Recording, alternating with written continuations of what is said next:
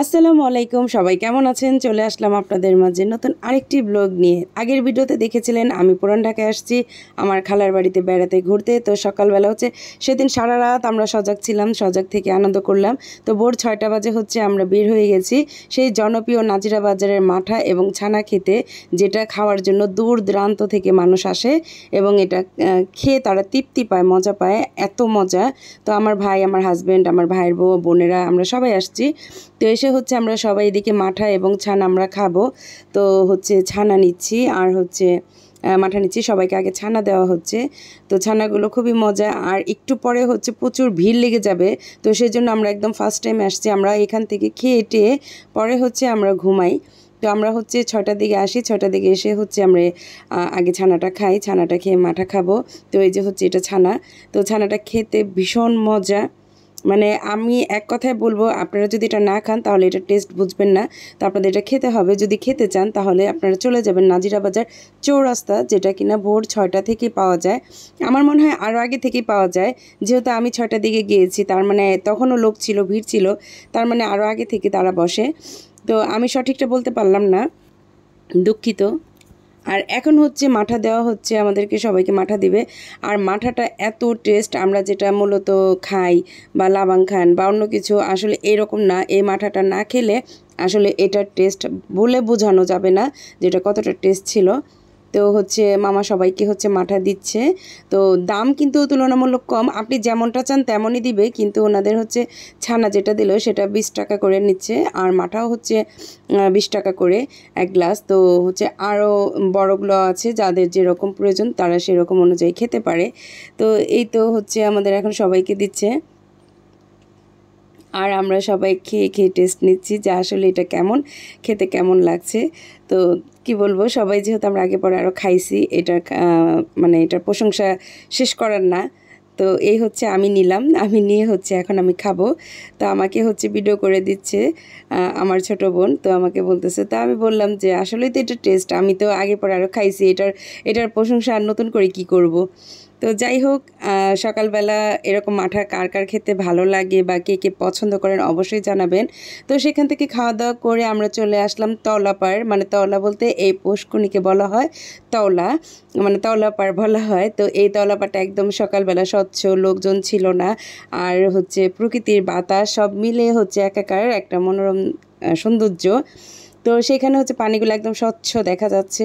তো তারপর কিছুক্ষণ আমরা সেখানে দাঁড়ালাম, বসলাম। আমার হাজব্যান্ড কিছুক্ষণ বসে রয়েছে, মানে ওর এত ভালো লাগতেছে, তো বসেছিল, বসে ও পানিগুলো দেখলো।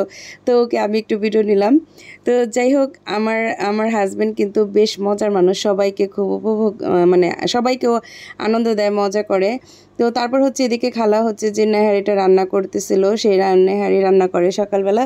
তো আমরা মাঠা খেয়ে ঘুমিয়ে পড়ি। ঘুম থেকে উঠে আমরা সবাই নেহারি খাবো। তো এই যে আমি আমার মতো করে নিয়ে নিয়েছি, আর আমি আমার মতো করে পরিবেশন করলাম, কারণ আমি কতটুকু খাবো সেই পরিমাণে নিয়েছি। এবং সবাই যে যার মতো ঘুমিয়ে পড়ছে, আমি ভাবলাম আমি আমার মতো করেই খাই। তো নেহারি আসলে জানি না কার কার পছন্দ না পছন্দ, কিন্তু আমার ভীষণ পছন্দ, আবার অনেকেরই অনেক পছন্দ, আবার অনেকে খায় না। যেমন আমার হাজব্যান্ডের জন্য করা হয়েছে, কিন্তু আমার হাজব্যান্ড খায়নি।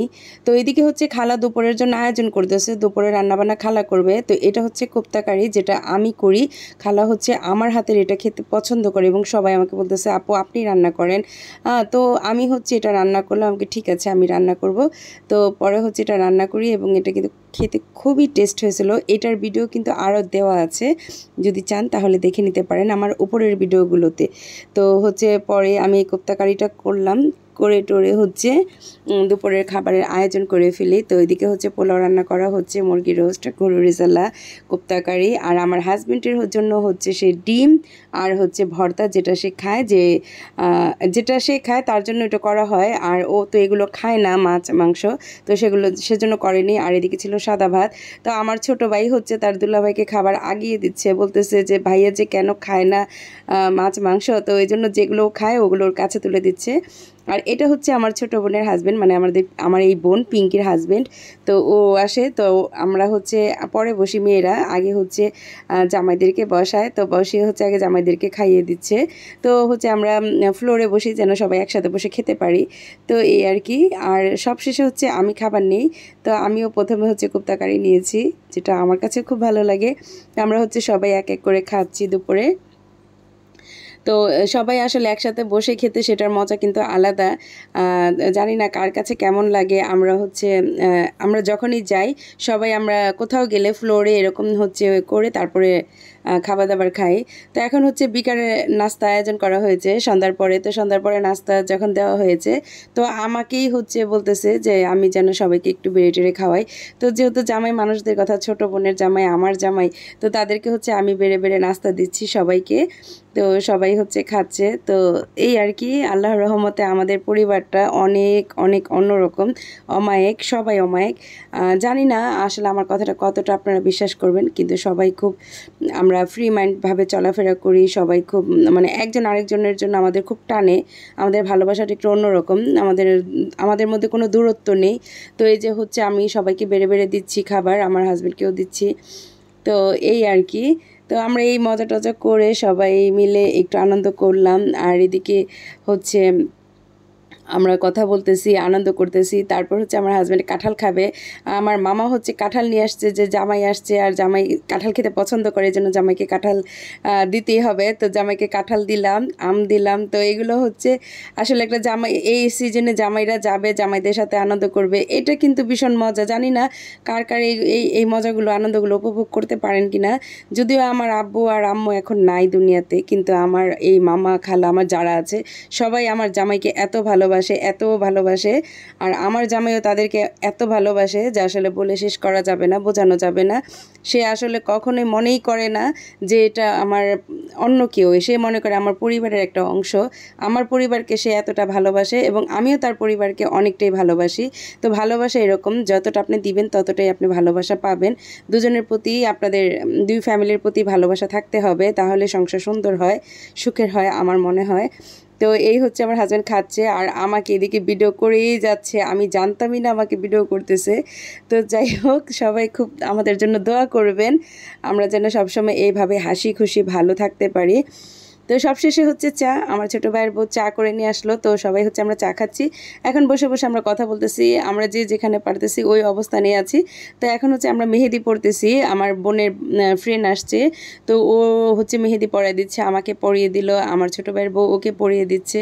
তো মেহেদি টেদি পরিয়ে তারপর হচ্ছে আমরা রাতে চলে আসবো। তো রাতের খাবার দাবার খেতে পারিনি, রাতের খাবার দাবার খালা হচ্ছে আমাদেরকে পার্সেল করে দিয়ে দেয়, আমরা সেই খাবারটা বাসায় এনে তারপরে খাই, কারণ অনেক রাত হয়ে গেছিলো আসলে এত আনন্দ করে।